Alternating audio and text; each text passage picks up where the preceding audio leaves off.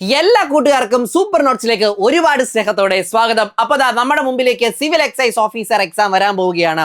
ഈ വരാൻ പോകുന്ന പരീക്ഷയ്ക്ക് മാത്തമാറ്റിക്സിന്റെ 10 മാർക്ക് നിങ്ങൾക്ക് നേടണം. അതിനുവേണ്ടി ഇന്നൊരു അടിപൊളി ട്രിക്കുമായിട്ടാണ് ഞാൻ വന്നിരിക്കുന്നത്. ഈ ഏറ്റവും അവസാനം കഴിഞ്ഞ ഫോഴ്സ് ലെവലുമായി ബന്ധപ്പെട്ടിട്ടുള്ള സിവിൽ എക്സൈസ് ഓഫീസർ ഡ്രൈവർ എക്സാമിന്റെ വരെയുള്ള പരീക്ഷയുടെ ചോദ്യങ്ങൾ കൃത്യമായിട്ട് വിശകലനം ചെയ്തുകൊണ്ടുള്ള ഒരു മോക്ക് സെഷനാണ് എന്ന് പറയുമ്പോൾ ചോദ്യങ്ങൾ ഉത്തരങ്ങൾ തന്നെയാണ് ഡിസ്കസ് ചെയ്യാൻ പോകുന്നത്. പക്ഷേ ഒരു കണ്ടീഷൻ ഉണ്ട്, അത് വെച്ച് മാത്രം നിങ്ങൾ ഈ സെഷൻ കാണുക, അല്ലെങ്കിൽ ഇതുകൊണ്ട് പ്രയോജനമില്ല. നിങ്ങൾ ഒരു ചോദ്യം കണ്ടാൽ പോസ് ചെയ്ത് നിങ്ങൾ തന്നെ ചെയ്തു നോക്കുക. അതിനുശേഷം ഞാൻ പറയുന്ന ഉത്തരം അതുമായിട്ട് ക്രോസ് മാച്ച് ചെയ്ത് ആ രീതിയാണോ നിങ്ങൾ ഫോളോ ചെയ്ത് നോക്കുക.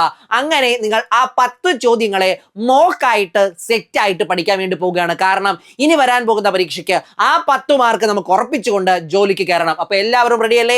അപ്പൊ നമുക്ക് സെഷനിലേക്ക് പോകാം. അതിനു മുമ്പ് ആദ്യമായിട്ടാണ് ഈ ചാനൽ കാണുന്നെങ്കിൽ ഒന്ന് സബ്സ്ക്രൈബ് ചെയ്യണേ. എല്ലാവർക്കും ഒരിക്കൽ കൂടി സ്വാഗതം. അപ്പൊ നമുക്ക് പാത്തുക്കലാം. ആദ്യത്തെ ചോദ്യം എന്ന് പറയുന്നത്, ഒരാൾ തന്റെ ശമ്പളത്തിന്റെ 45% ഭക്ഷണത്തിനും 20% വീട് വാടകയ്ക്കും ചിലവാക്കി. അദ്ദേഹത്തിന്റെ കയ്യിൽ 14,000 രൂപ ബാക്കിയുണ്ടെങ്കിൽ ഭക്ഷണത്തിനായി ചിലവാക്കിയ തുക എത്ര എന്നാണ് ചോദിച്ചിരിക്കുന്നത്. ശതമാനം അഥവാ പേഴ്സൻറ്റേജ് എന്ന് പറഞ്ഞു കഴിഞ്ഞാൽ എന്താണ്?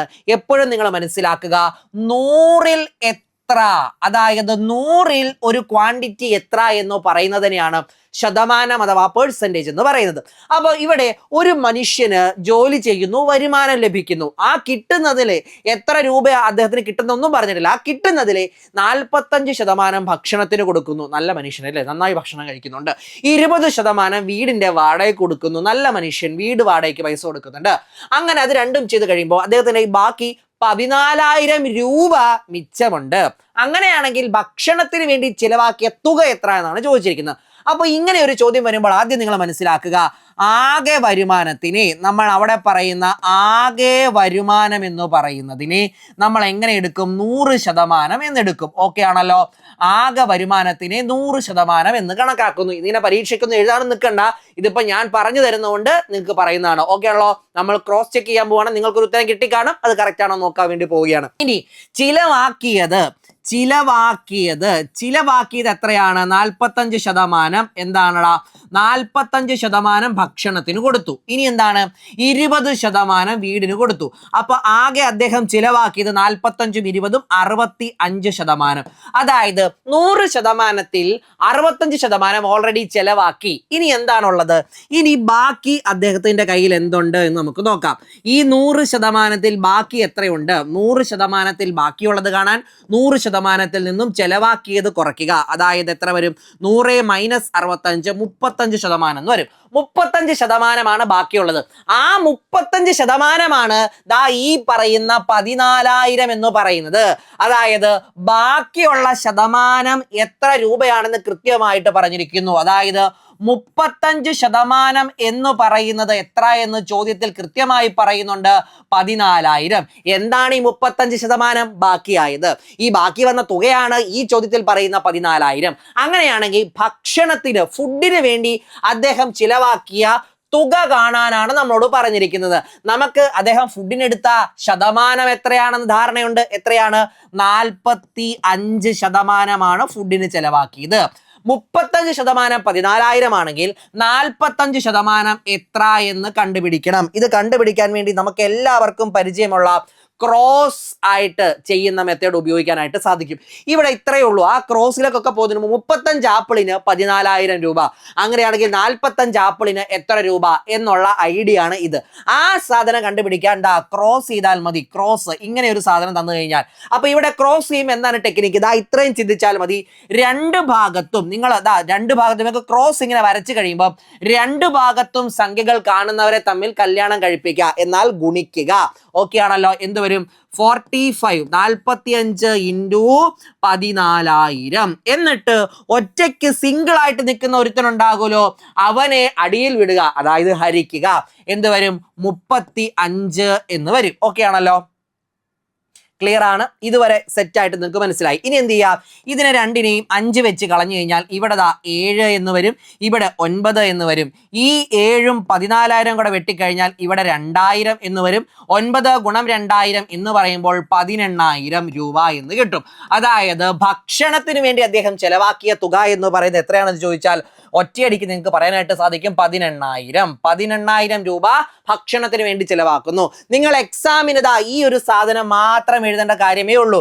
കാരണം 100% ആകെയുള്ളത് നിങ്ങളുടെ മനസ്സിൽ കാണുക. ഇനി ചെലവാക്കിയത് 65%, അപ്പൊ ബാക്കിയായത് 35. 35% 14,000 എന്ന് പറഞ്ഞിട്ടുണ്ട്. അങ്ങനെയെങ്കിൽ 45% എത്ര എന്ന് കണ്ടുപിടിക്കുക. ഈ ഒരു സ്റ്റെപ്പ്, ഈ ഒരു ഒറ്റ സ്റ്റെപ്പിന്റെ ആവശ്യമുള്ളൂ. തുടക്കക്കാരെങ്കിലും എന്നെ കാണുന്നുണ്ടെങ്കിൽ അവർക്ക് വേണ്ടി മാത്രമാണ് ഇത് പറഞ്ഞത്. എല്ലാം നിങ്ങൾ എഴുതേണ്ട ആവശ്യമില്ല. ഓക്കെ അല്ലേ? ഇത് ക്ലിയർ അല്ലേ? എങ്ങനെയാണ് ചെയ്തതെന്ന് വ്യക്തമായ ധാരണ കിട്ടി. അടുത്ത ചോദ്യത്തിലേക്ക് പോകാം. അങ്ങനെയാണെങ്കിൽ അടുത്ത ചോദ്യം ദാ പിടിച്ചോ. അടുത്ത ചോദ്യം എന്ന് പറയുന്നത് 15 തൊഴിലാളികൾക്ക് 48 മണിക്കൂർ കൊണ്ട് ഒരു മതിൽ നിർമ്മിക്കാൻ സാധിക്കും. അങ്ങനെയെങ്കിൽ കഴിയുമെങ്കിൽ 30 മണിക്കൂർ കൊണ്ട് അതേ മതിൽ നിർമ്മിക്കാൻ എത്ര തൊഴിലാളികൾ വേണം? ഇവിടെ ഈ ചോദ്യം എല്ലാവരും ചെയ്യും, ഉറപ്പായിട്ടും ചെയ്യും. വളരെ നിസ്സാരമായ ചോദ്യമാണ്. എന്തുകൊണ്ട് ഇത് എളുപ്പമാകുന്നു എന്ന് നിങ്ങൾ ചിന്തിക്കണം. ഇവിടെ നമ്മൾ ആരും ശ്രദ്ധിക്കാതെ പോകുന്ന, അല്ലെങ്കിൽ നിങ്ങൾ ആരും വലിയ പരിഗണന നൽകാതെ പോകുന്ന ഒരു വാക്കുണ്ട്. ഇതാണ് ആ വാക്ക് എന്ന് പറയുന്നത്. ഈ ഒരു ഒറ്റ വാക്കുള്ളത് കൊണ്ടാണ് നിങ്ങൾക്ക് ആ പറയുന്ന ഫോർമുല ഉപയോഗിക്കാൻ കഴിയുന്നത്. ഏത് ഫോർമുല? ഇത് M1 ആളുകൾ N1 അല്ലെങ്കിൽ T1 സമയം കൊണ്ട് ചെയ്യുന്ന ജോലി. N1 എന്ന് പറഞ്ഞാലും T1 എന്ന് പറഞ്ഞാലും കറക്റ്റാണ്. T1 സമയം കൊണ്ട് ചെയ്യുന്ന ജോലി M2 ആളുകൾ T2 സമയം കൊണ്ട് ചെയ്യുമെന്ന് പറഞ്ഞ് ഈക്വൽ ടു ഇടും. എന്തുകൊണ്ടാണ്, എപ്പോഴാണ് ഇവിടെ ഈക്വൽ ടു വരുന്നത് എന്ന് ചോദിച്ചു കഴിഞ്ഞാൽ നോക്കുക, 2 പേരും ചെയ്യുന്നത് ഒരേ ജോലിയാണെങ്കിലാണ് ഇവിടെ ഈക്വൽ ടു വരുന്നത്. ഒരേ ജോലിയാണെങ്കിലാണ് ഇവിടെ ഈക്വൽ ടു വരുന്നത്. വെറുതെ ഒന്ന് ചിന്തിച്ച് നോക്കിക്കേ. എൻ്റെ വീട്ടിലെ ചുറ്റും ഞാൻ മതിൽ പണിയാണ്, എൻ്റെ വീട്ടിന് ചുറ്റും മതിൽ പണിയാണ്. അപ്പൊ 15 തൊഴിലാളികളെ ഞാൻ കൊണ്ടുവന്നു കഴിഞ്ഞാൽ അവർക്ക് 48 മണിക്കൂർ വേണം ആ മതിൽ പണിഞ്ഞു തീർക്കാൻ. അതേ മതില് ഞാൻ എന്ത് ചെയ്യാൻ പോകുന്നു? 30 മണിക്കൂർ കൊണ്ട് എനിക്ക് തീർക്കണം. എൻ്റെ മുമ്പിൽ സമയമില്ല. ഞാൻ മേസ്തിരിയോട് പറയുകയാണ്, മേസ്തിരി 48 മണിക്കൂർ പറ്റൂല, 30 മണിക്കൂർ കൊണ്ട് തീർക്കാൻ പറ്റുമെന്ന് ചോദിക്കും. മേസ്തിരി എന്ത് പറയും? അയ്യോ 48 മണിക്കൂർ കൊണ്ട് പറ്റില്ല, അതിന് നേരത്തെ തീർക്കണമെങ്കിൽ 30 മണിക്കൂർ കൊണ്ട് തീർക്കണമെങ്കിൽ കൂടുതൽ ആൾക്കാർ എന്തായാലും, അല്ലെങ്കിൽ ആൾക്കാർ ഇനിയും വേണം. ആ ആൾക്കാരുടെ എണ്ണമാണ് ചോദിച്ചിരിക്കുന്നത്. ഇവിടെ എന്താണ്? ജോലി സെയിം ജോലിയാണ്, രണ്ട് കൂട്ടരും ചെയ്യാൻ പോകുന്നത്. ഈ 2 കേസിലും നടക്കാൻ പോകുന്ന എൻ്റെ വീടിന്റെ മതിൽ പണിയാണ്. അത് മാറിയിട്ടില്ല. അതുകൊണ്ടാണ് ഇവിടെ ഈക്വൽ ടു നെഞ്ചും വിരിച്ച് നിൽക്കേണ്ടി വരുന്നത്. ഇനി നിങ്ങൾ ഈ ചോദ്യം ചെയ്യുക. 15 എന്താണടാ? 15 ആളുകൾ, 15 തൊഴിലാളികൾക്ക് 48 മണിക്കൂർ വേണ്ട ജോലി. അതേ ജോലി 30 മണിക്കൂർ കൊണ്ട് ചെയ്യാൻ എത്ര ആളുകൾ വേണം? അപ്പൊ ഇവിടെ എന്ത് ചെയ്യാം? നമുക്ക് വെട്ടിക്കളയാനായിട്ട് സാധിക്കും. വളരെ എളുപ്പത്തിൽ നമുക്ക് വെട്ടിച്ചുരുക്കാനായിട്ട് സാധിക്കും. ഈ 15ഉം ഈ 30ഉം കൂടെ വെട്ടാം. ഇവിടെ 2 എന്ന് വരുന്നു. ഈ 2ഉം ഈ 48ഉം കൂടെ വെട്ടിക്കളയാം. ഇവിടെ എത്ര വരുന്നു? 24 എന്ന് വരുന്നു. നിങ്ങൾ ഹരിച്ചൊന്നും ചെയ്യാനായിട്ട് പോകണ്ട. അപ്പൊ ഇവിടെ എന്ത് കിട്ടും? ഇവിടെ ബാക്കി 24 സമം M2 എന്ന് കിട്ടും. എന്ന് പറഞ്ഞാൽ 30 മണിക്കൂർ കൊണ്ട് തീർക്കണമെങ്കിൽ 24 ആളുകൾ വേണം. എടാ ചിന്തിച്ചു നോക്കിക്കേ, 48 മണിക്കൂറിൽ ഇതേ ജോലി ചെയ്യാനായിട്ട് എത്ര ആളുകൾ മതിയായിരുന്നു? 48 മണിക്കൂറിൽ ഇതേ ജോലി ചെയ്യാൻ 15 ആളുകൾ മതിയായിരുന്നു. 15 ആളുകൾ മതിയായിരുന്നു. എന്നാൽ അതിലും കുറവ് സമയത്ത് 30 മണിക്കൂർ കൊണ്ട് ഈ ജോലി ചെയ്തു തീർക്കാൻ എന്താണ്? ഇവിടെ 24 ആളുകൾ വേണ്ടി വരും. 24 ആളുകൾ.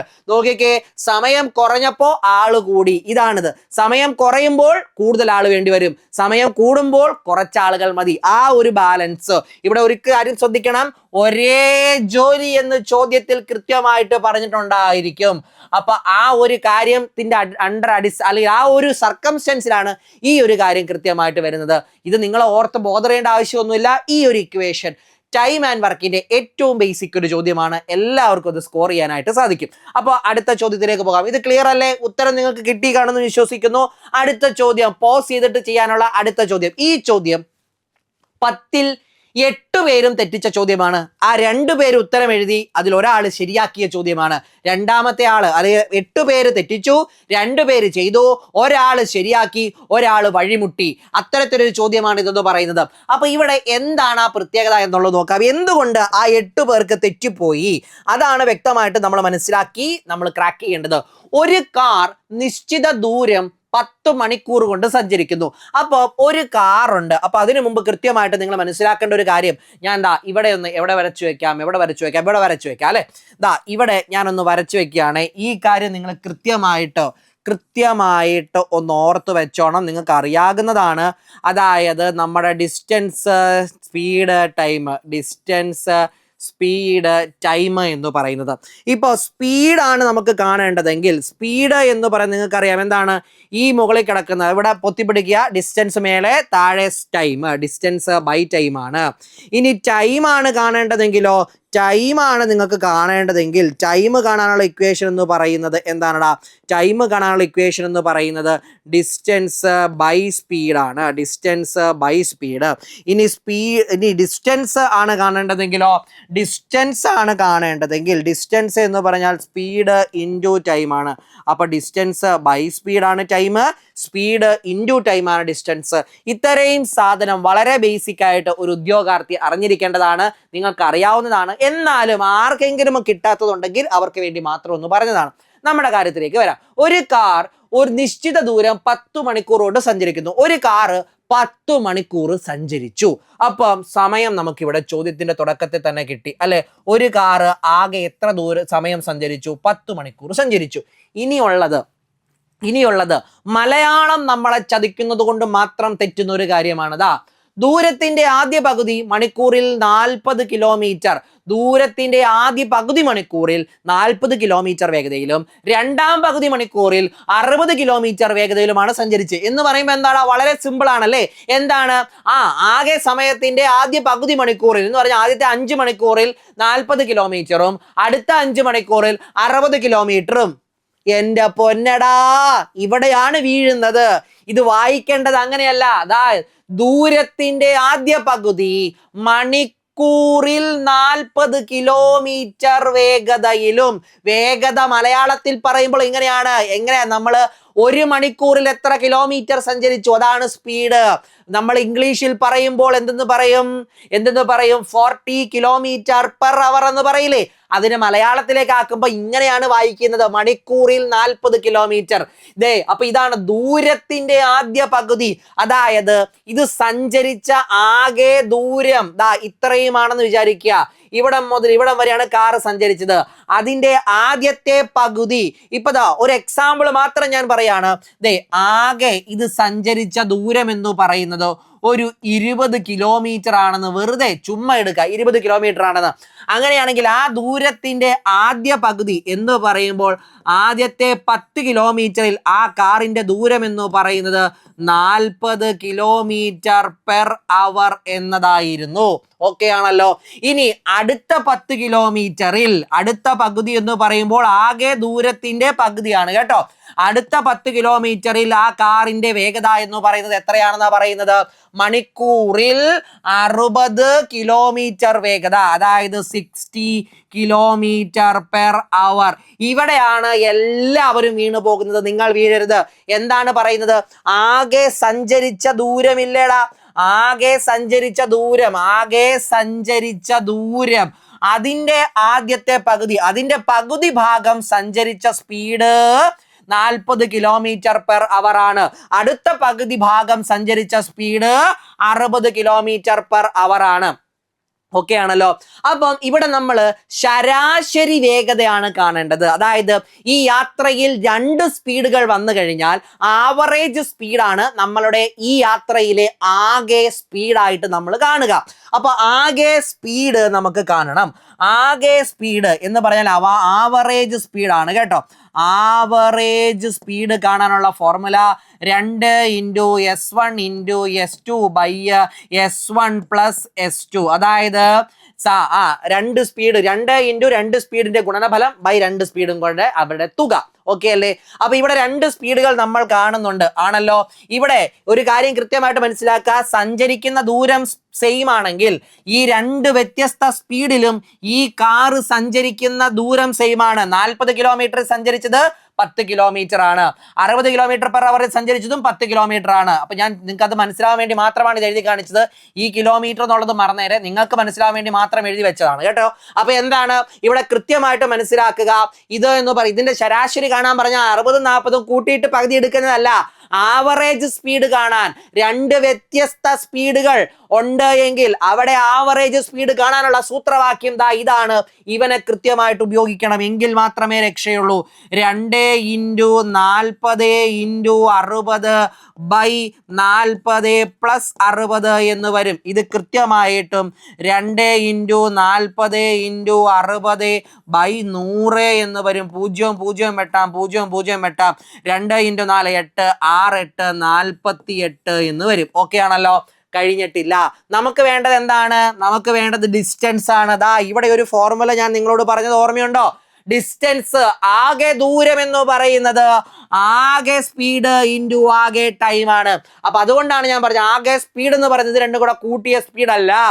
ആകെ സ്പീഡ് എന്ന് പറയുന്നത് ശരാശരി വേഗതയാണ്. അതാ ഈ പോയിന്റ് മുതൽ ഈ പോയിന്റ് വരെ കാർ ആകെ സഞ്ചരിച്ച ദൂരം നോക്കുക, അവിടെ കാർ എടുത്ത ശരാശരി വേഗതയാണ് ആകെ സ്പീഡ് എന്ന് പറയുന്നത്. അത് നമ്മൾ കണ്ടെത്തി 48. ഇനി ആകെ എടുത്ത സമയം അത് ചോദ്യത്തിന്റെ തുടക്കത്തിൽ തന്നെ കൃത്യമായിട്ട് പറയുന്നുണ്ട് 10. അപ്പൊ 48 × 10 480 എന്ന് വരുന്നു. ഓക്കെ അല്ലേ? അത്രയും കിലോമീറ്റർ എന്ന് വരും. നമ്മുടെ ഉത്തരം ഓപ്ഷൻ ബി എന്നതായിരിക്കും.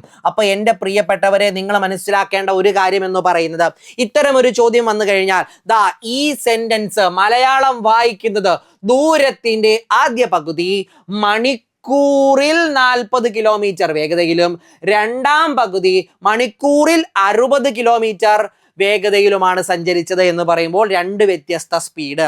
അപ്പൊ എന്താണ്? ഒരിക്കൽ കൂടി ആദ്യം സമയം എഴുതി.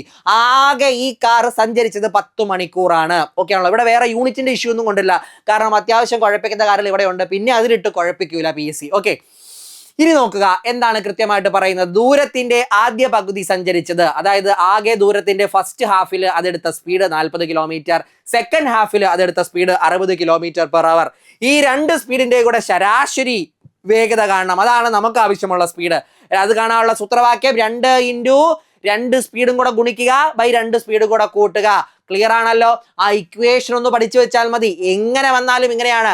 2 വ്യത്യസ്ത സ്പീഡുകൾ തന്നാൽ ശരാശരി വേഗത കാണാൻ 2 × 2 സ്പീഡുകളുടെ ഗുണനഫലം ബൈ 2 സ്പീഡുകളുടെ തുക. ഓക്കെ ആണല്ലോ? 2 × 40 × 60/40 + 60 എന്ന് വരും. 2 × 40 × 60/100 എന്ന് വരും. 0 0 വെട്ടിപ്പോകും. 2 4 6 എല്ലാം കൂടെ ഗുണിക്കുമ്പോൾ 48 എന്ന് കിട്ടും. ഇനി ആകെ ദൂരം, സഞ്ചരിച്ച ആകെ ദൂരം എന്ന് പറയുന്നത് ആകെ സ്പീഡ് എന്ന് പറയുമ്പോൾ ശരാശരി വേഗത ഇൻറ്റു ആകെ സമയമാണ്. ശരാശരി വേഗത 48, ആകെ സമയം 10.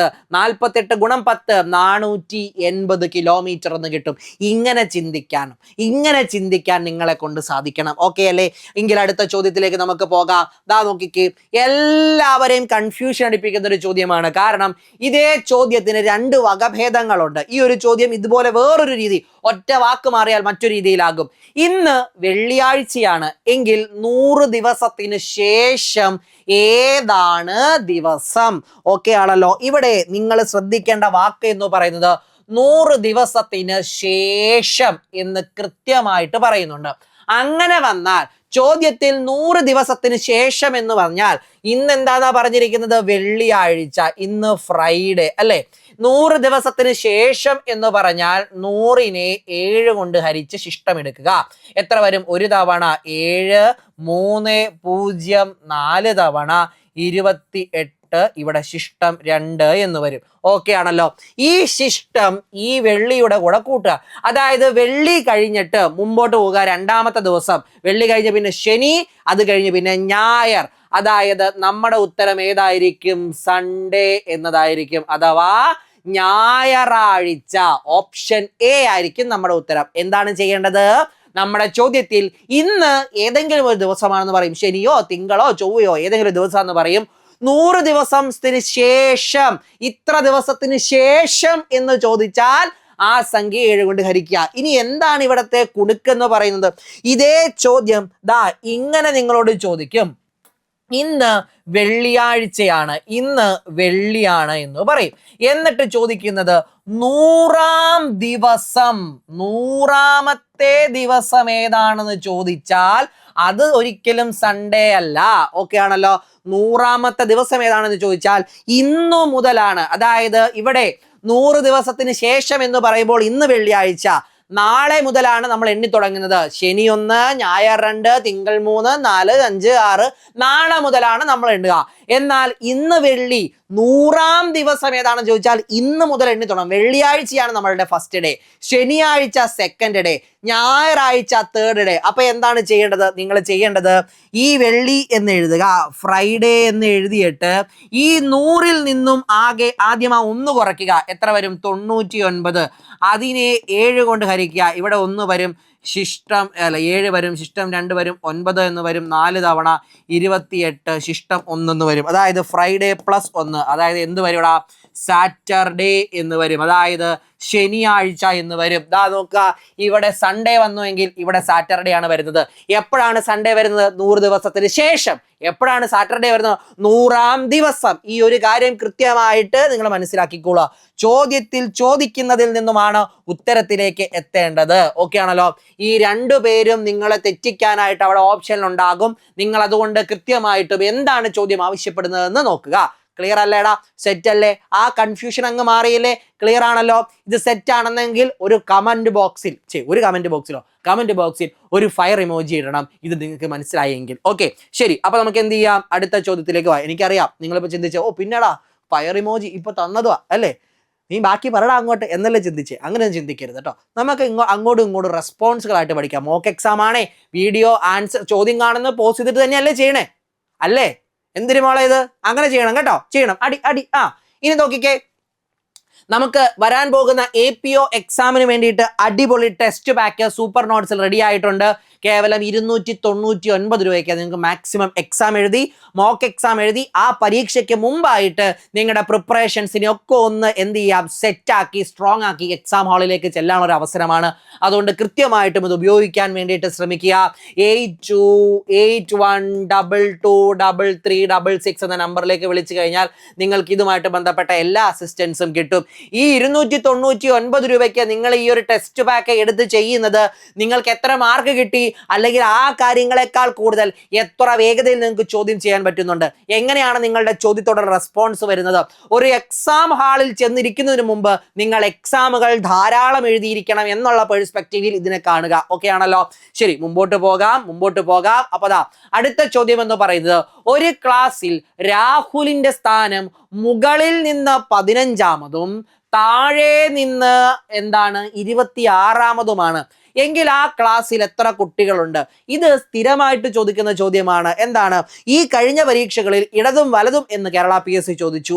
മോക്ക് എക്സാമിൽ ഞാനത് മുകളിലും താഴെയുമാക്കി.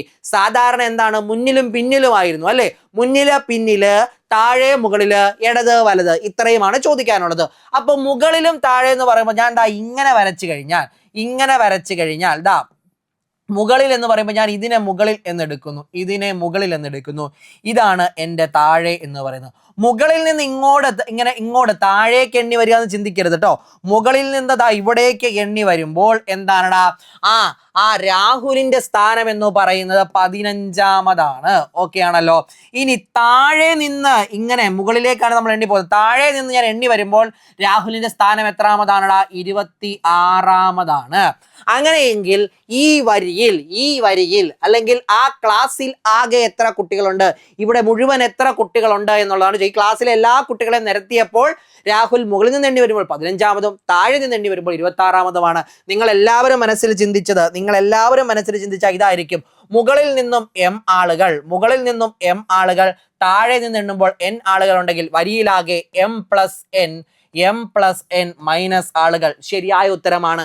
എമ്മിന്റെ വില 15, എന്നിന്റെ വില 26. 26 അല്ലെ, 26. ഇനി അത് രണ്ടും കൂടെ കൂട്ടുന്നു, -1. അതായത് എത്ര വരും? 41 - 1 40 എന്ന് വരും. ഓക്കെ ആണ്. ഓപ്ഷൻ സി തന്നെയാണ് ഉത്തരം. ഇനി ഇത് ഇങ്ങനെ ചെയ്യാൻ നിങ്ങൾക്ക് അറിയാൻ മേല എന്ന് വിചാരിക്കുക. അതായത് ഏതെങ്കിലും ഒരു സാഹചര്യത്തിൽ നിങ്ങൾ ഫോർമുല മറന്നുപോയി എന്ന് വിചാരിക്കുക, എന്നാലും നിങ്ങൾക്ക് ഉത്തരം എഴുതാൻ പറ്റും. ഒരു പ്രശ്നവും ഇല്ല. ദാ നോക്കാം, ഇവൻ 15ാമത് നിൽക്കണമെങ്കിൽ, പ്രിയപ്പെട്ടവരെ ദാ നോക്കടാ, ഇവൻ മുകളിൽ നിന്ന് എണ്ണുമ്പോൾ 15ാമത് നിൽക്കണമെങ്കിൽ ഇവന്റെ മുകളിൽ എത്ര ആളുകൾ ഉണ്ടായിരിക്കണം? ഇവന്റെ മുകളിൽ നോക്കിക്കേ, മുകളിൽ നിന്ന് എണ്ണി വരുമ്പോൾ ഞാൻ 15ാമതെന്ന് പറയുമ്പോൾ എൻ്റെ മുകളിൽ എത്ര പേരുണ്ടാകണം? 14 ആളുകൾ ഉണ്ടായിരിക്കണം. ഓക്കെ, എങ്കിലേ ഞാൻ 15ാമത്തെ ആളാവൂ. ഇനി താഴേന്ന് എണ്ണി വരുമ്പോൾ ഞാൻ 26ാമത്തെ ആളാകണമെങ്കിൽ എൻ്റെ താഴെ എത്ര പേരുണ്ടാകണം? 25 ആളുകൾ ഉണ്ടാകണം. ഓക്കെ അല്ലേ? പിന്നെ ഇനി അപ്പൊ ഇതെല്ലാം കൂടെ കൂട്ടിയാൽ മതി. ഈ 14 പേർ, എൻ്റെ മുകളിൽ നിൽക്കുന്ന 14 പേർ, പിന്നെ ഞാൻ എന്ന് പറയുമ്പോൾ ഞാൻ ഒരാളല്ലേ, പിന്നെ എൻ്റെ താഴെ നിൽക്കുന്ന എത്ര ആളുകൾ? 25 ആളുകൾ. അപ്പൊ 14 1 15, 15 25 40 എന്ന് കിട്ടും. ഓക്കെ അല്ലേ? അങ്ങനെയും നിങ്ങൾക്ക് ഉത്തരം കിട്ടും. ഫോർമുല ഇല്ലാതെയും ചെയ്യാനായിട്ട് സാധിക്കും. ക്ലിയർ ആണ്? സെറ്റ് ആണ്? നിങ്ങൾക്ക് അതിന്റെ അത് ഉറപ്പായിട്ടും ചെയ്യാൻ പറ്റിയെന്നുള്ള വിശ്വാസം. ഇനി അടുത്ത ചോദ്യം, വീഡിയോ പോസ് ചെയ്യാ തന്നെ ചെയ്യുക. കിട്ടി? Very good, very good, very good. അപ്പൊ എന്താണ് ഇവിടെ ഇതിന്റെ ഉത്തരം എന്ന് പറയുന്നത്? ഇത് ഓർത്തോ, 30 മൈനസ് 11.5 മാക്കാച്ചി. 30 മൈനസ് 11.5 മാക്കാച്ചി. ഇനി ഒരു സിവിൽ എക്സൈസ് ഓഫീസർ ആകാൻ പോകുന്ന നിങ്ങൾ ഈ ഒരു കാര്യം കൂടെ അറിഞ്ഞിരിക്കണം. കാരണം ഇവിടെ ഒരു മോഡുലസ് കൂടി ഉണ്ട്. കാരണം നെഗറ്റീവ് വന്നാൽ അവരെ നിങ്ങൾ പരിഗണിക്കണ്ട എന്ന് ചിന്തിച്ചാൽ മതി. മോഡുലസ് കണ്ടാൽ നെഗറ്റീവിന് പുല്ലുവില. നെഗറ്റീവിനെ നമ്മൾ അലൻ ജോസ് പെരേര ആയിട്ട് കാണും എപ്പോൾ ഈ മോഡുലസ് വന്നു കഴിഞ്ഞാൽ. നെഗറ്റീവിനെ നമ്മൾ കമന്റ് ചെയ്യാറുണ്ടല്ലേ, നെഗറ്റീവിനെ നമ്മൾ എന്ത് കാണും? പരിഗണിക്കുകയേ ഇല്ല. അവൻ ആ സൈഡ് വഴി എന്തരോ കാണിച്ച് അങ്ങ് പൊക്കോട്ടും. ഓക്കെ, ശരി. അപ്പൊ ഇവിടെ നമുക്ക് എന്ത് ചെയ്യാൻ പറ്റും? നമ്മളുടെ ഇപ്പോഴത്തെ സമയം എത്രയാണ്? 8:20. അപ്പൊ ഇതാണ് H, ഇതാണ് M. ഇട്ട് കൊടുക്കുക. 30 × 8 മൈനസ് 11.5 × 20 എന്താണ്? നമുക്ക് വളരെ എളുപ്പത്തിൽ ചെയ്യാനായിട്ട് സാധിക്കും. ഇവിടെ 2ഉം 20ഉം വെട്ടുന്നു, ഇവിടെ 10 എന്ന് വരും. ഓക്കെ ആണല്ലോ? ഇവിടെ 30 × 8 എന്ന് പറയുമ്പോൾ 240 മൈനസ് ഇവിടെ 11 × 10 110 എന്ന് വരും. അതായത് 130 ഡിഗ്രി എന്ന് വരും. ഓക്കെ ആണ്? നമ്മുടെ ഉത്തരം എന്ന് പറയുന്നത് ഓപ്ഷൻ ബി ആണ്. നമ്മുടെ ഉത്തരം വരുന്നത് 130 ഡിഗ്രി. എല്ലാവർക്കും കിട്ടിക്കാണും. ഈ ഒരു കാര്യം മനസ്സിലാക്കുക. നിങ്ങൾക്ക് എപ്പോഴെങ്കിലും നെഗറ്റീവ് കിട്ടിക്കഴിഞ്ഞാൽ നിങ്ങൾ അതിന്റെ പോസിറ്റീവ് ഓപ്ഷൻ ഉണ്ടോ നോക്കുക. ഉണ്ടെങ്കിൽ അതായിരിക്കും ഉത്തരം. ക്ലിയർ അല്ലേടാ? സെറ്റ് അല്ലേ? അടിപൊളിയായിട്ട് മനസ്സിലായില്ലേ? ശരി, അപ്പൊ നമുക്ക് എന്ത് ചെയ്യാം? മുമ്പോട്ട് പോകാം. അടുത്ത ചോദ്യത്തിലേക്ക് നമുക്ക് കടന്നു ചെല്ലാം. ഇനി ഇവിടെയാണ് നമ്മളുടെ സമയം കളയുന്നത്. അതുകൊണ്ട് പ്രിയപ്പെട്ട ഉദ്യോഗാർത്ഥികളെ, നിങ്ങളുടെ സമയം കളയുന്ന ഒരു ചോദ്യത്തിനെ നിങ്ങൾ സമയമുണ്ടാക്കി ചെയ്യണം എന്ന് പറഞ്ഞു കഴിഞ്ഞാൽ നിങ്ങൾ ഇവിടെ ചെയ്യേണ്ട ഒരു സ്ട്രാറ്റജി ഞാൻ പറഞ്ഞു തരാം. അതായത് നമുക്ക് എപ്പോഴും PSC പരീക്ഷയുടെ മാത്സിനെ സംബന്ധിച്ച് നോക്കുമ്പോൾ സമയം നമ്മളെ വില്ലനാക്കുന്നതാണ് റീസണിങ് പോർഷൻ. അവിടെ ലോജിക്കലായിട്ട് ചിന്തിക്കുക. ബാക്കി ചോദ്യങ്ങളെല്ലാം ചെയ്ത് കഴിഞ്ഞ് വന്ന് നിങ്ങൾക്ക് ചെയ്യാൻ സമയമുണ്ടെങ്കിൽ ചെയ്യേണ്ട ചില ചോദ്യങ്ങളുണ്ടല്ലോ, അത്തരം ചോദ്യങ്ങളിൽ ആദ്യം വരുന്നതാണ് ശ്രേണി എന്ന് പറയുന്നത്. ഇവനെ ഒറ്റ നോട്ടത്തിൽ കിട്ടിയില്ലെങ്കിൽ അവധിക്ക് വെക്കുക, ബാക്കിയെല്ലാം തീർത്തിട്ട് തിരിച്ചു വരിക. ഒരിക്കൽ കൂടി, ഇവനെ ഒറ്റ നോട്ടത്തിൽ കിട്ടിയില്ലെങ്കിൽ അവധിക്ക് വെക്കുക, ബാക്കിയെല്ലാം ചെയ്യുക, തിരിച്ചു വരിക. കാരണം ഇത് കഴിഞ്ഞിട്ട് മുമ്പോട്ട് സ്പെഷ്യൽ ടോപ്പിക് 20 എണ്ണം കിടപ്പുണ്ട്.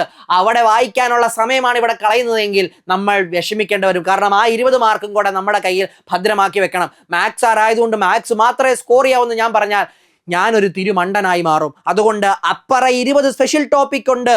അവിടെ സമയം ലാഭിക്കേണ്ടതുണ്ട്. അതുകൊണ്ട് ഇത്തരം ചോദ്യങ്ങൾ ശ്രദ്ധിക്കുക. നിങ്ങളുടെ സമയം കാർന്നെടുക്കുന്നുവെങ്കിൽ അവധിക്ക് വെക്കുക. ഒന്ന് സർക്കിൾ ഇട്ടിട്ട് മുമ്പോട്ട് പോകുക.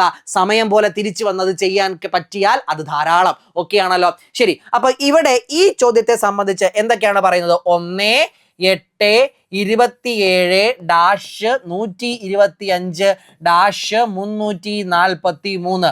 എൻ്റെ പ്രിയപ്പെട്ടവരെ, നിങ്ങൾക്ക് എല്ലാവർക്കും ഒറ്റ നോട്ടം ചിലപ്പോൾ മനസ്സിലായി കാണും.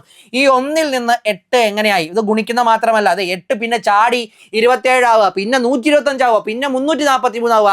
അപ്പൊ സ്ക്വയറുകളോ ക്യൂബുകളോ ആയിട്ട് ചിന്തിക്കണം. ഇവിടെ നോക്കിക്കേ, 1ന്റെ ക്യൂബാണ് 1, ആരുടെ ക്യൂബാണ് 8, 2ന്റെ ക്യൂബ്, ആരുടെ ക്യൂബാണ് 27, 3ന്റെ ക്യൂബ്. അപ്പൊ ഇവിടെ ആര് വരും? 4ന്റെ ക്യൂബ് 64 വരും. അപ്പൊ ഡിയും വെട്ടാം, ആറും വെട്ടാം. ഇനി എന്ത് ചെയ്യാം, മുമ്പോട്ട് പോകാം. 125. ഇനി എന്താണ് വരുന്നത്, സോറി, ഇത് 5ന്റെ ക്യൂബാണ്. ഇനി അടുത്ത വേണ്ട എന്താണ്, 6ന്റെ ക്യൂബാണ്. 6ന്റെ ക്യൂബ് എന്ന് പറയുമ്പോൾ 6ൽ തുടങ്ങുന്ന രണ്ടും യെസ്, ഇതിന്റെ അകത്ത് നോക്കിക്കേ, 6ന്റെ ക്യൂബ് 6 × 6 × 6 എന്ന് പറയുമ്പോൾ 6 6 36, 36 ഗുണം 6 എന്ന് പറയുമ്പോൾ 6ലാണ് ഇതിന്റെ ഒറ്റയക്കം, അതായത് വൺസ് ഡിജിറ്റ് പ്ലേസ്. നിങ്ങൾക്ക് ഇനി അറിയാൻ മേലെങ്കിൽ ആണ് പറഞ്ഞത് 225, 226, ഇതായിരിക്കും ഉത്തരം. അല്ലെങ്കിൽ 6ന്റെ ക്യൂബ് നിങ്ങൾക്ക് കൃത്യമായിട്ട് അറിയാം, 216 ആണെന്നുണ്ടെങ്കിൽ അത് മാത്രം നോക്കിയാൽ മതി, എഴുതാൻ പോലും നിൽക്കണ്ട. ഇത് മനസ്സിലായി കഴിഞ്ഞാൽ നോക്കിയാൽ മതി. 64, 216 ഇതുള്ളതായിരിക്കും നമ്മുടെ ഉത്തരം. നമ്മുടെ ഉത്തരം എന്ന് പറയുന്നത് ഓപ്ഷൻ ബി ആയിരിക്കും. ക്ലിയർ ആണല്ലോ, സെറ്റാണ്, മനോഹരമായിട്ട് മനസ്സിലായി. ഓരോ ഉത്തരത്തിന്റെ ലീഡ് കിട്ടുമ്പോഴും ഇവിടെ ഇല്ലാത്തത് ക്യാൻസൽ ചെയ്യുക, കൺഫ്യൂഷൻ കുറയ്ക്കും. ഓപ്ഷൻ എലിമിനേഷൻ നിങ്ങളുടെ കൺഫ്യൂഷൻ കുറയ്ക്കും. നിങ്ങളത് വേണമെങ്കിൽ ആ ഉത്തരക്കടലാസിൽ വെട്ടിയാലും കുഴപ്പമില്ല. ഓക്കെ ആണല്ലോ, ക്ലിയർ ആയിട്ട് കിട്ടിയെന്ന് വിശ്വസിക്കുന്നു. മുമ്പോട്ട് പോകാം. യെസ്, അടുത്ത ചോദ്യം. ഈ ശ്രേണിയുടെ അടുത്ത സംഖ്യ ഏത്? നിങ്ങളുടെ സമയം ഏറ്റവും കൂടുതൽ നഷ്ടപ്പെടുത്തുന്ന ഒരു ചോദ്യമാണിതെന്ന് പറയുന്നത്. ഇവിടെ നോക്കുക, 1. ഓക്കെ, അടുത്ത സംഖ്യ 3 ആണ് അല്ലെ. ഈ 1ലേക്ക്, ഈ 3ലേക്ക് നമുക്ക് എങ്ങനെ എത്താൻ സാധിക്കും എന്നുള്ളതാണ്. ഓക്കെ, അടുത്ത 1, 3, 7 ഈ 3ലേക്ക് എങ്ങനെ എത്താം? അതായത് 1 + 2 എന്ന് കാണരുത്, കാരണം അങ്ങനെ കണ്ടാൽ 3ലേക്ക് എത്താം. 3 + 4. ഓക്കെ, 1, 3, 7. ഇപ്പൊ ഇവിടെ എന്ത് ചെയ്യുന്നു, 2 കൂട്ടുന്നു. ഇവിടെ എന്താണ്, 4 കൂട്ടുന്നു. ഇനി അടുത്ത എന്താണ്, 7ഉം 6ഉം കൂടെ കൂട്ടുന്നു. ഓക്കെ, 7ഉം 6ഉം കൂടെ കൂട്ടി 15. ഇനി 15ഉം 8ഉം കൂടെ കൂട്ടുന്നു. 15ഉം 8ഉം കൂടെ കൂട്ടുമ്പോൾ നിങ്ങൾക്ക് 31 കിട്ടുന്നുണ്ടോ? 31 കിട്ടുന്നുണ്ടോ? ഇല്ല. അപ്പം പല ആൾക്കാരും ഇങ്ങനെ ഒരു രീതിയിൽ പെട്ടെന്ന് ചിന്തിക്കാനായിട്ട് പോകും. ഓക്കെ, 7ഉം 3ഉം 10, 10ഉം 6. ഇവിടുന്ന് ഈ സാധനം കിട്ടില്ല അല്ലേ, ഇവിടുന്ന് ഈ സാധനം തെറ്റും. അതായത് ഇവിടുത്തെ ഈ സാധനം കണ്ടുകൊണ്ട് ഇവിടെ 2ഉം 4ഉം കണ്ടുകൊണ്ട് 6, 8 എന്ന് ചിന്തിച്ചു പോകരുത്. അതുകൊണ്ടാണ് ഇത്രയും സാധനം ഇവിടെ തന്നിരിക്കുന്നത്. അതാണ് ഞാൻ പറഞ്ഞത്, നമ്മൾ ശ്രദ്ധിച്ചില്ലെങ്കിൽ തെറ്റിപ്പോകാൻ എല്ലാ സാധ്യതകളും ഉള്ള സാധനമാണ് എന്തെന്ന് പറയുന്നത്, ഇത്തരം ശ്രേണികൾ എന്ന് പറയുന്നത്. അപ്പൊ ഇവിടെ അങ്ങനെ ഒരു സാധനമല്ല എന്ന് നോക്കി നിങ്ങൾക്ക് മനസ്സിലായി കഴിഞ്ഞാൽ പിന്നെ നിങ്ങൾ ചെയ്യേണ്ടത് ഇവിടെ 1.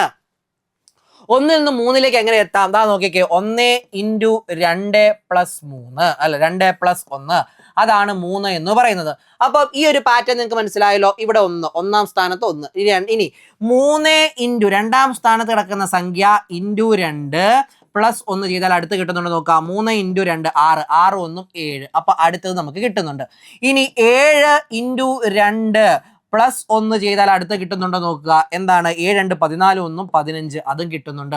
അടുത്തത് 15 × 2 +1 ചെയ്താൽ അത് അടുത്ത് കിട്ടുന്നുണ്ടോ? കിട്ടുന്നുണ്ട്, 31. അപ്പൊ അടുത്തത് എന്തായിരിക്കും വരുന്നത്, 31 × 2. അതിന്റെ ഇരട്ടി എടുക്കുക, 1 കൂട്ടുക. അതായത് എന്ത് വരും, 31ന്റെ ഇരട്ടി 62, 62 1 63 എന്ന് വരും. അതായത് ഓപ്ഷൻ സി എന്നതായിരിക്കും നമ്മുടെ ആൻസർ. എൻ്റെ പ്രിയപ്പെട്ടവരെ, കൃത്യമായിട്ട് മനസ്സിലാക്കുക. ഇവിടെ നിങ്ങളുടെ സമയം കളയുന്ന ഒരു സാധനമാണ്. ഇവിടെ ക്യൂബും സ്ക്വയറും കോമൺ പാറ്റേണും ഒന്നും കാണുന്നില്ലെങ്കിൽ ഏതെങ്കിലും ഒരു സംഖ്യ ഗുണിച്ചിട്ട് മറ്റൊരു സംഖ്യ ആഡ് ചെയ്യുന്നതോ കുറയ്ക്കുന്നതോ ആയിട്ടുള്ള സീരീസുകളിലേക്കായിരിക്കും കണക്ട് ചെയ്യുന്നത്.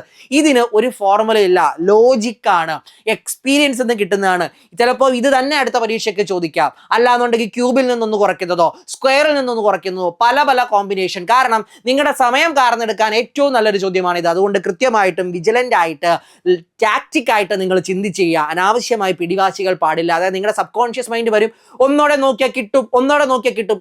നഷ്ടപ്പെടുന്നത് സമയമാണ്. അതുകൊണ്ട് ആവശ്യഘട്ടങ്ങളിൽ കൃത്യമായിട്ട് മുമ്പോട്ട് പോകാനുള്ള ടാക്ടിക്സ് ഒരു പട്ടാളക്കാരനെ പോലെ നിങ്ങൾ സജ്ജരായിരിക്കണം. ഓക്കെ അല്ലേ? ശരി, അങ്ങനെയെങ്കിൽ ഇനി അടുത്ത ഒരു ചോദ്യം എന്ന് പറയുന്നത്, ഇവിടെ നിങ്ങൾക്ക് 2 കാര്യങ്ങൾ കൃത്യമായിട്ട് അറിഞ്ഞാൽ മതി.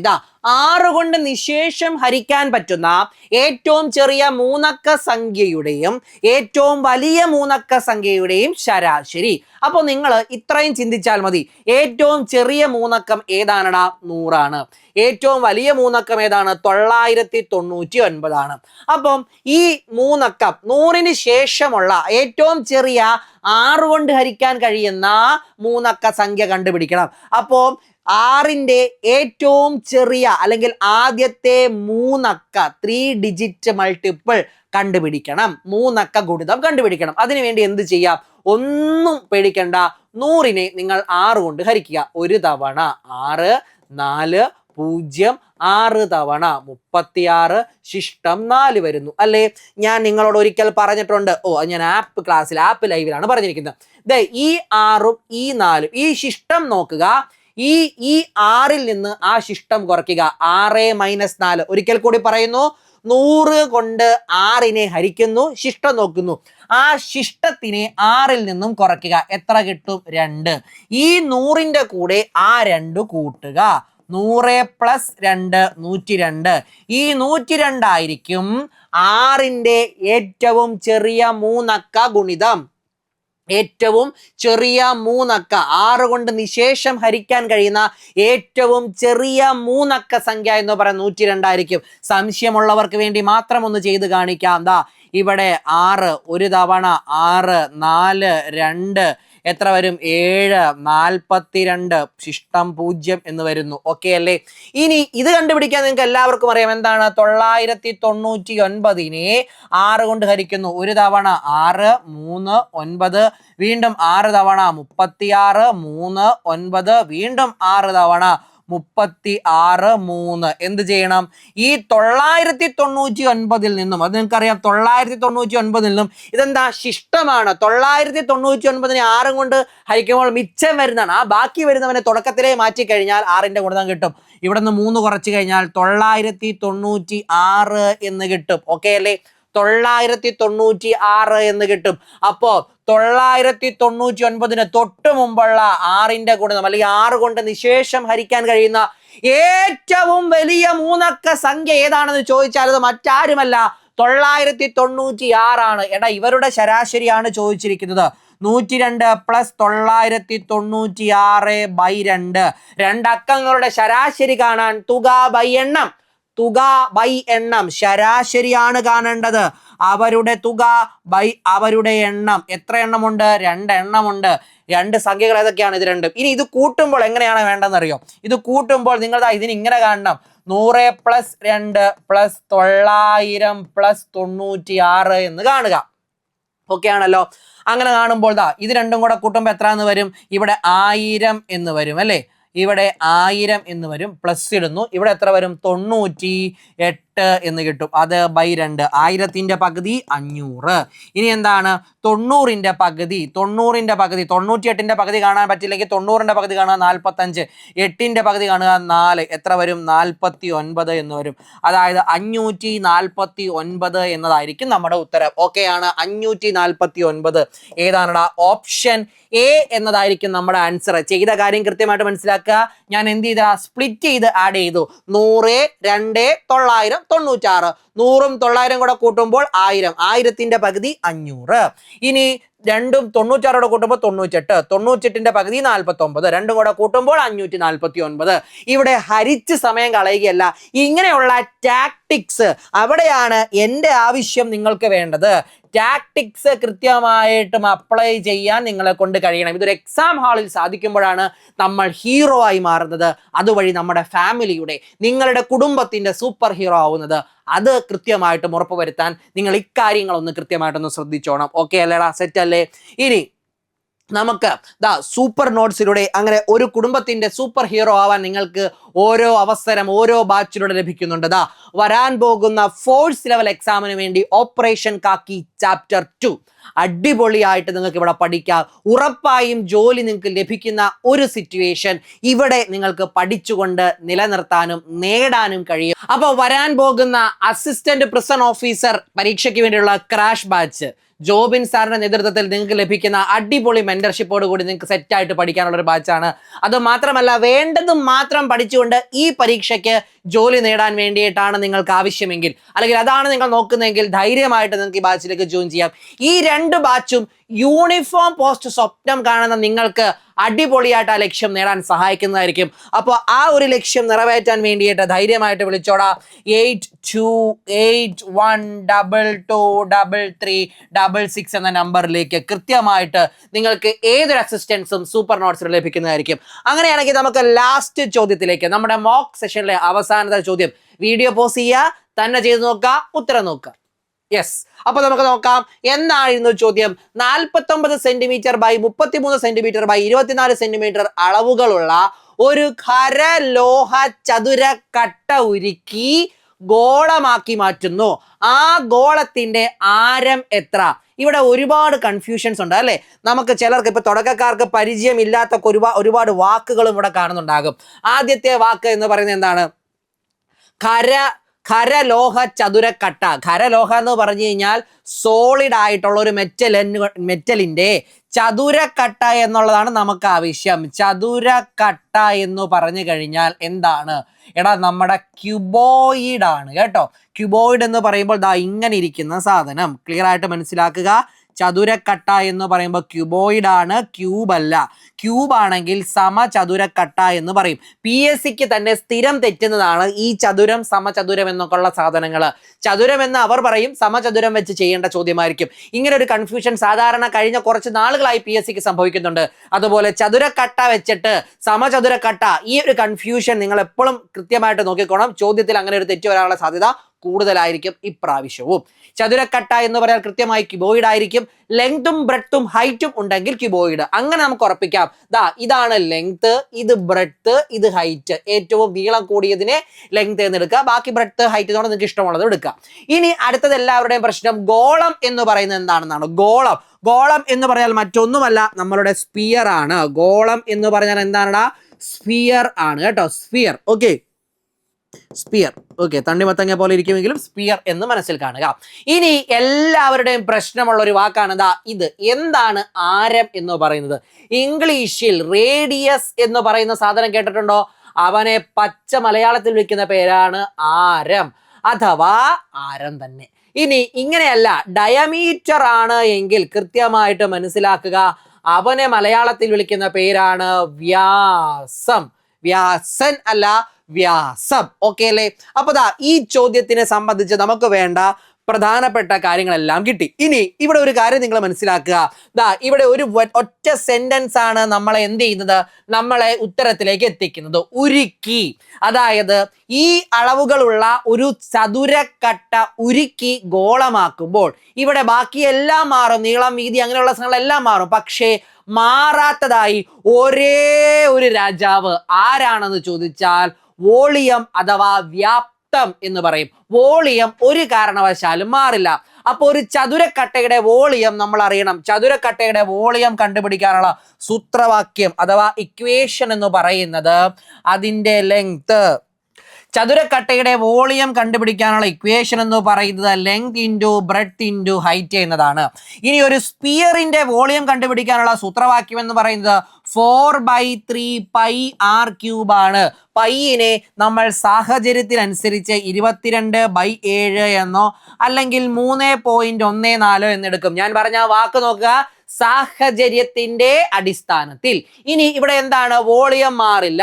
അതായത് വോളിയം ഓഫ് ക്യൂബോയിഡും അതുപോലെ വോളിയം ഓഫ് സ്പിയറും തുല്യമായിരിക്കും. ഉരുക്കുമ്പോൾ മാറാത്തത് വോളിയമാണ്, ഉരുക്കുമ്പോൾ മാറാത്തത് വോളിയമാണ്. എന്താണടാ ഈ പറയുന്ന ക്യൂബോയിഡിന്റെ വോളിയം എന്ന് പറയുന്നത് എന്താണ്? Length into breadth into height എന്ന് പറഞ്ഞാൽ ലെങ്ത് 49 ഗുണം 33 ഗുണം പിന്നെ 24. ഇത് ഗുണിക്കാൻ നിൽക്കരുത്. എല്ലാവരും കാണിക്കുന്ന മണ്ടത്തരം ഇതങ്ങ് ഗുണിക്കാൻ വേണ്ടി നോക്കും. എങ്ങോട്ടും പോകണ്ട, ഇത് വെട്ടി ചുരുങ്ങി പൊക്കോളും. നിങ്ങൾ ഒന്നും ചെയ്യാൻ നിൽക്കണ്ട, ദൈവത്തെ ഓർത്ത്. അടുത്തത് 4/3 ഇൻറ്റു, എടാ ഇവിടെ ഒരു 33, 24, 49 ഒക്കെ ഉണ്ട്. അപ്പൊ അതുകൊണ്ട് പയ്യനെ എടുക്കേണ്ടത് 22/7 എന്ന്. ദശാംശം ഇവിടെ ഇട്ടിട്ട് കാര്യമില്ല എന്ന് കൃത്യമായിട്ട് കാണുമ്പോൾ തന്നെ അറിയാം. ഇനി ഇതിന്റെ റേഡിയസ് നമുക്കറിയില്ല. റേഡിയസിനെ ഞാൻ R എന്ന് വിളിക്കുന്നു, ആരത്തിനെ ഞാൻ R എന്ന് വിളിച്ചാൽ അതാണ് റേഡിയസിന്റെ ക്യൂബ്. ഇനി എന്ത് ചെയ്യാ? ഇവിടെ നോക്കിക്കോ, ഒരുപാട് സാധനങ്ങൾ ഇവിടെ വെച്ച് തന്നെ വെട്ടിപ്പോകും. ഈ 33ഉം 22ഉം 11 വെച്ച് വെട്ടിക്കളയാം. ഇവിടെ എത്ര വരും? 2 വരും. ഇവിടെ എത്ര വരും? 3 എന്ന് വരും. ഇനി ഈ 24ഉം 4ഉം കൂടെ വെട്ടിക്കളയാം. ഇവിടെ 6 എന്ന് വരും. ഓക്കെ, ഇനി ഇവിടെ വെട്ടിക്കളയാൻ പറ്റുന്ന അടുത്ത സാധനം എന്ന് പറയുന്നത് ഇവിടെ 6 എന്ന് വരും. ഇവിടെ ഒരു 2 ഉണ്ട്. ഈ 2ഉം 6ഉം കൂടെ വെട്ടാം. ഇവിടെ 3 എന്ന് വരും. ബാക്കിയുള്ള എന്തൊക്കെയാണ്? 49 ഇൻറ്റു 3 ഇൻറ്റു 3 സമം ഇവിടെ എന്ത് വരും? 1/3 അല്ലേ? 1/3 ഇൻറ്റു 1/7 ഇൻറ്റു 6ന്റെ ക്യൂബ്. ഇവരെ രണ്ടുപേരെയും ഇങ്ങോട്ട് എടുക്കുക. അപ്പൊ എന്ത് വരും? 49 ഇൻറ്റു 3 ഇൻറ്റു 3 ഇൻറ്റു ഒരു 3 ഇൻറ്റു 7 സമം 6ന്റെ ക്യൂബ് എന്ന് വരും.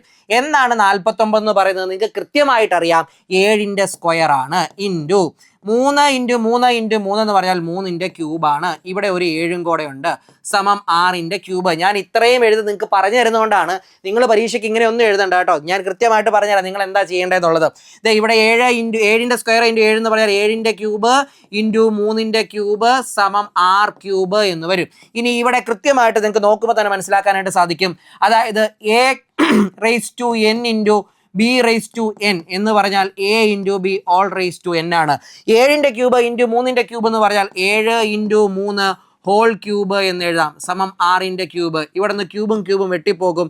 7 ഗുണം 3 ഈക്വൽ ടു 6 എന്ന് വരും. 7 ഗുണം 3 എന്ന് പറഞ്ഞാൽ 21 എന്നതായിരിക്കും 6ന്റെ വില. ഓക്കെ ആണല്ലോ? ഇവിടെ തന്നെ നിങ്ങൾക്ക് എഴുതാനായിട്ട് സാധിക്കും. ഇത്രയും കിട്ടിക്കഴിയുമ്പോൾ തന്നെ 49ഉം 7ഉം കൂടെ ചേർന്ന് 7ന്റെ ക്യൂബ് എന്നാകും. 49ഉം 7ഉം കൂടെ ചേർന്ന് ഇവിടെ 7ന്റെ ക്യൂബ് എന്നാകും. ഇത്രയും സ്ഥാനം ചേർന്ന് 3ന്റെ ക്യൂബ് എന്നാകും. അത് ഈക്വൽ ടു r ക്യൂബ് എന്ന് വന്നാൽ നമ്മുടെ ഉത്തരം. ഇവിടെ പവറുകളെല്ലാം തുല്യമാണെങ്കിൽ ഇവിടെ എന്താ നോക്കുക? ഗുണനം. 7 ഇൻറ്റു 3 ചെയ്യുക, അതായിരിക്കും 6ന്റെ വില. പവറുകളെല്ലാം തുല്യമാണെങ്കിൽ ഇവിടെ ഏതാ ചിഹ്നം? ഗുണിച്ചേക്കുവാണെങ്കിൽ ഈ രണ്ട് സംഖ്യകളെ ഗുണിക്കുക, അതായിരിക്കും 6ന്റെ വില. പവറുകളെല്ലാം തുല്യമാണെങ്കിൽ പവറുകൾ 3 3 3, അപ്പൊ 7 ഗുണം 3 21 എന്നതായിരിക്കും നമ്മുടെ ആൻസർ. നമ്മുടെ ഉത്തരം ഓപ്ഷൻ ബി എന്നതായിരിക്കും. ഓക്കെ അല്ലേ? കൃത്യമായിട്ട് കിട്ടിക്കാണും. 3D ജോമെട്രി എന്ന് പറയുന്നത് മാർക്ക് മേടിക്കാൻ പറ്റൂല എന്ന് പലരും പറയുന്നതായിട്ട് ഞാൻ കേട്ടിട്ടുണ്ട്. ഒരു കാരണവശാലും അങ്ങനെയല്ല. എന്താണ് ചോദിക്കുന്നതെന്നും എങ്ങനെയാണ് ചോദിക്കുന്നതെന്നും വ്യക്തമായിട്ട് മനസ്സിലാക്കിയാൽ അതിൻ്റെ ഷോർട്ട് കട്ട് ഉപയോഗിച്ചുകൊണ്ട് ചെയ്യാനായിട്ട് സാധിക്കും. ഫോർമുലകൾ ബാക്കിയുള്ളത് പോലെയല്ല, കൃത്യമായിട്ട് ഇവിടെ ഓർത്തിരിക്കണം. കാരണം ഷോർട്ട് കട്ട് പഠിക്കാൻ പോയാൽ ഓരോ ടൈപ്പിനും ഓരോ ഷോർട്ട് കട്ടാണ്. അത് എപ്പോഴും നമ്മൾ രക്ഷിച്ചെന്ന് വരില്ല. അതുകൊണ്ട് കൃത്യമായിട്ട് മനസ്സിലാക്കുക. അപ്പോൾ ഇന്ന് നമ്മൾ പഠിച്ച 10 മോക്ക് ചോദ്യങ്ങളും വരാൻ പോകുന്ന പരീക്ഷയ്ക്ക് തീർച്ചയായും നിങ്ങളെ സഹായിക്കും. അപ്പോൾ ക്ലാസ് ഇഷ്ടപ്പെട്ട് കഴിഞ്ഞാൽ തീർച്ചയായിട്ടും നിങ്ങൾ ലൈക്ക് ചെയ്യുക, ഷെയർ ചെയ്യുക, നിങ്ങളുടെ കൂട്ടുകാർക്കും ഇതെന്ത് ചെയ്യുക?